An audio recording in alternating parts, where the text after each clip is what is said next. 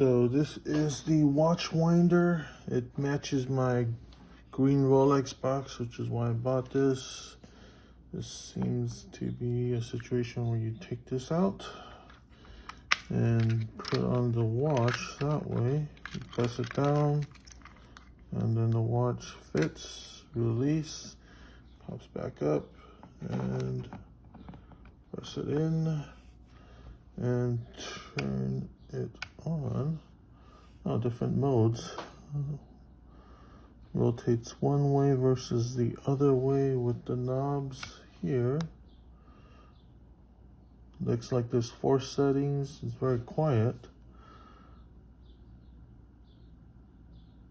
Rotation seems very smooth. Let's try another setting. This is supposed to be back and forth.